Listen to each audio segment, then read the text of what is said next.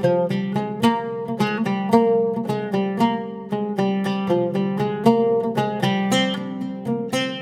இன்னைக்கு ரெண்டே பொருள் வச்சு குல்ஃபி எப்படி செய்யறதுன்னு பார்க்க போறோம். இந்த சம்மருக்கு வீட்டில் இதை செஞ்சு பாருங்க, எல்லாரும் என்ஜாய் பண்ணி சாப்பிடுவாங்க. ஹாய் ஃப்ரெண்ட்ஸ், என் பேர் Abhi. Welcome to Indian recipes Tamil. வீடியோக்குள்ள போறதுக்கு முன்னாடி நம்ம சேனல் இந்தியன் ரெசிபிஸ் தமிழை சப்ஸ்கிரைப் பண்ணிக்கோங்க, கூடவே இருக்க பெல் சிம்பலையும் கிளிக் பண்ணிக்கோங்க.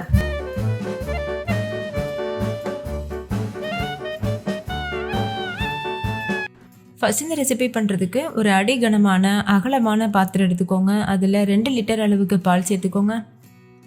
முடிஞ்ச அளவுக்கு ஃபுல் க்ரீம் மில்க் எடுக்க பாருங்கள், அப்போ தான் நல்லா டேஸ்டியாக இருக்கும். இப்போ இதை ஹை ஃப்ளேமில் வச்சுட்டு நல்லா பொங்கி வரது வரைக்கும் வெயிட் பண்ணுங்கள்.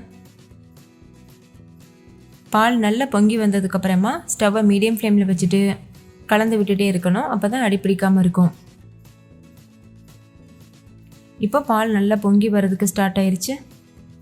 இப்போ கரண்டி வச்சு இது போல் கலந்துகிட்டே இருக்கணும். சைட்லலாம் ஆடை சேர்ந்துருக்குல்ல, அதெல்லாம் எடுத்து விட்டு நல்லா இது போல் கலந்துக்கணும். இந்த ஆடை தான் இந்த குல்ஃபிக்கு நல்ல ஒரு டேஸ்ட் கொடுக்கும். அதனால் இந்த மாதிரி நல்ல ஓரங்களை எடுத்து விட்டு கலந்துக்கோங்க. உங்களால் ரொம்ப நேரம் கலந்துட்டுருக்க முடியலைன்னா இடையிடையில கூட நீங்கள் கலந்துக்கலாம். ஆனால் ஸ்டவ் நல்லா லோ ஃப்ளேமில் இருக்கணும், அப்போ தான் பால் பொங்கி வழிஞ்சிடாமல் இருக்கும். நீங்கள் கலந்துகிட்டே இருக்கீங்கன்னா மீடியம் ஃப்ளேமில் வச்சுட்டு கலந்துகிட்டே இருக்கலாம், அப்போ நம்மளுக்கு வேலையும் சீக்கிரமாகும். லோ ஃப்ளேமில் வச்சு பண்ணும்போது வேலை கொஞ்சம் லேட் ஆகும். இப்போ பாருங்கள், இன்னுமே நல்லா திக்காக ஆரம்பிச்சிருக்கு.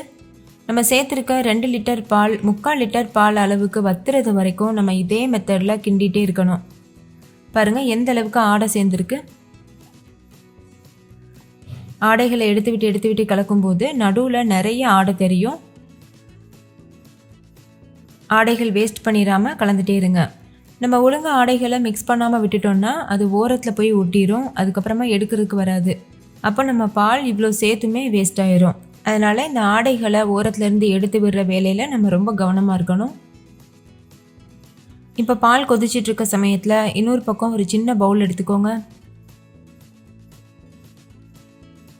அதில் 2 டேபிள் ஸ்பூன் அளவுக்கு கார்ன்ஃப்ளவர் மாவு சேர்த்துக்கோங்க. 2 லிட்டர் அளவு பாலுக்கு 2 டேபிள் ஸ்பூன் கார்ன்ஃப்ளவர் மாவு கரெக்டாக இருக்கும். சேர்த்துட்டு இது கூட ஒரு 1/4 கப் அளவுக்கு தண்ணி சேர்த்து நல்லா மிக்ஸ் பண்ணிக்கோங்க. கொஞ்சம் கூட கட்டிகள் இல்லாமல் நல்லா இந்த மாதிரி கலந்துக்கோங்க. இந்த கார்ன்ஃப்ளவர் தண்ணி குல்ஃபிக்கு நல்ல ஒரு கெட்டித்தன்மை கொடுக்கும், நல்ல ஒரு க்ரீமியான டெக்ஸ்சர் கொடுக்கும். இது அப்படியே ஒரு ஓரமாக இருக்கட்டும். இன்னொரு பக்கம் ஒரு மிக்ஸி ஜாரில் 1/2 கப் சர்க்கரையோடு சேர்த்து 4-5 ஏலக்காயும் சேர்த்து போட்டு அரைச்சிக்கோங்க. எந்தளவு முடியுமோ அந்தளவுக்கு ஃபைன் பவுடரை அரைச்சி எடுத்துக்கோங்க. இந்த சர்க்கரை பொடியும் ஒரு ஓரமாக இருக்கட்டும். இப்போ பாருங்கள், பாலும் நல்லா திக்காயிட்டு வந்திருக்கு. இது இன்னுமே நல்லா திக்காகணும். நான் ஏற்கனவே சொன்னது போல் 2 லிட்டர் அளவு பால் 3/4 லிட்டர் அளவு பால் வரைக்கும் வற்றி வரணும். பாலோட கலர் நல்லா சேஞ்ச் ஆகிருக்கு பாருங்கள். பால் நல்லா வற்ற ஆரம்பித்ததுக்கப்புறமா நம்ம கிளறதை நிப்பாட்டிடக்கூடாது, நல்லா கலந்துகிட்டே இருக்கணும். ஏன்னா அடிப்பிடிக்கிறதுக்கு நிறைய சான்ஸ் இருக்குது. அதுக்கப்புறம் குல்ஃபியோடைய டேஸ்ட்டே மாறிடும், ஃப்ளேவரும் அந்தளவுக்கு நல்லா இருக்காது. அதனால் கலந்து விட்டுட்டே இருங்க. இந்த அளவு கெட்டியாகிறதுக்கு கிட்டத்தட்ட 40லேருந்து 45 நிமிஷம் கிட்ட கூட ஆகும். அதனால் பொறுமையாக நம்ம மிக்ஸ் பண்ணிகிட்டே இருக்கணும். இப்போ இது கூட நம்ம ஏற்கனவே பொடி பண்ணி வச்சுருந்தோம்ல சர்க்கரை பொடி, அதை சேர்த்துக்கோங்க. சேர்த்து நல்லா மிக்ஸ் பண்ணிடுங்க. பால் நல்லா வற்றினதுக்கப்புறமா தான் சர்க்கரை பொடி சேர்க்கணும். சேர்த்துட்டு நல்லா கலந்ததுக்கப்புறமா நம்ம ஏற்கனவே மிக்ஸ் பண்ணி வச்சுருந்தோம்ல கார்ன்ஃப்ளவர் மாவும் தண்ணியும், அதையும் சேர்த்துக்கோங்க. சேர்த்துட்டு இதையும் நல்லா கலந்துக்கோங்க. கார்ன்ஃப்ளவர் சேர்த்ததுக்கப்புறமா நல்லாவே கெட்டியாக ஆரம்பிக்கும். ஸ்டவ் லோ ஃப்ளேமில் மீடியம் ஃப்ளேமில் மாற்றி வச்சு கலந்துக்கோங்க. கார்ன்ஃப்ளவர் மாவு சேர்த்ததுக்கப்புறமா ஒரு 10 நிமிஷத்துக்கு நல்லா கொதிக்க வச்சுக்கோங்க, அப்போ தான் அதோடைய பச்சை வாசனை இருக்காது. நான் இதில் ஏலக்காய் சேர்த்துருக்கிறதுனால வேறு எந்த எசன்ஸும் சேர்க்கலை. பொதுவாக மலாய் குல்ஃபியில் ஏலக்காய் தூள் தான் சேர்த்துருப்பாங்க, ஏலக்காவோட ஃப்ளேவர் தான் இருக்கும். உங்களுக்கு விருப்பம் இருந்ததுன்னா நீங்கள் ஏதாவது எசன்ஸ் கூட சேர்த்துக்கிறலாம். அதே போல் நம்ம சேர்த்துருக்க கார்ன்ஃப்ளவர் மாவு முற்றிலும் ஆப்ஷனல். நீங்கள் வேணான்னு நினச்சிங்கன்னா கட்டாயமாக ஸ்கிப் பண்ணிக்கிறலாம். இதுக்கு மெயினான இன்க்ரீடியன்ட் 2 தான். ஒன்று பால், இன்னொன்று சர்க்கரை. இது 2 மட்டும் வச்சுமே நீங்கள் இந்த மலாய் குல்ஃபி ரொம்ப ரொம்ப டேஸ்டியாக அருமையாக பண்ண முடியும். ஓகே, இப்போ இதோட கன்சிஸ்டன்சி பாருங்கள் எந்த அளவுக்கு திக்காயிட்ருக்கு. இந்த ஸ்டேஜில் ஸ்டவ் ஆஃப் பண்ணிவிட்டு முழுமையாக ஆற வச்சுருங்க. நல்லா ஆறினதுக்கப்புறமா இந்த மாதிரி ஸ்டீல் கிளாஸில் ஊற்றி வைக்கலாம். அதே மாதிரி இது போல் குல்ஃபி மோல்டு உங்ககிட்ட இருந்ததுன்னா அதில் கூட ஊற்றி வைக்கலாம். உங்ககிட்ட மோல்டு இல்லாத பட்சத்துக்கு நீங்கள் இந்த மாதிரி கிளாஸில் ஊற்றி வைங்க. இதே போல் மீதி இருக்க எல்லா கிளாஸ்லையும் அதுக்கப்புறம் குல்ஃபி மோல்ட்லையும் ஊற்றி வச்சிடலாம்.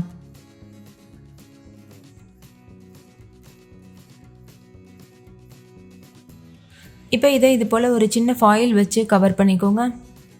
அப்படி உங்ககிட்ட ஃபாயில் இல்லைன்னா நீங்கள் சின்ன கவர் இல்லைன்னா பால் கவரை கூட கட் பண்ணிவிட்டு இது போல் வச்சுட்டு நல்லா ஒரு ரப்பர் பேண்ட் போட்டு வச்சிட்டிங்கன்னா கரெக்டாக இருக்கும். இது எதுக்காக பண்ணுறோன்னா இந்த மாதிரி ஏர்டைட்டாக க்ளோஸ் பண்ணி வச்சோன்னா தான் குல்ஃபி கிறிஸ்டல் ஆயிராமல் நல்லா க்ரீமியாக இருக்கும். இப்போ ஒரு கத்தி வச்சு லேசாக இது போல் ஒரு ஹோல் போட்டுக்கோங்க. இது உள்ள ஐஸ் குச்சியை இன்சர்ட் பண்ணிடுங்க. இதே போல் மீதி இருக்க எல்லா குல்ஃபி மோல்டில் அதுக்கப்புறமா கிளாஸ்லேயும் பண்ணிவிட்டு ஃப்ரீசரில் ஒரு 8 மணி நேரம் வச்சு எடுத்துக்கோங்க. இப்போ பாருங்கள் 8 மணி நேரம் கிட்ட ஆயிருக்கு. குல்ஃபி நல்லாவே செட் ஆகிட்டு இருக்கு. இப்போ இதுக்கு மேலே இருக்க ஃபாயிலை ரிமூவ் பண்ணிடுங்க. பாருங்கள் இந்த மாதிரி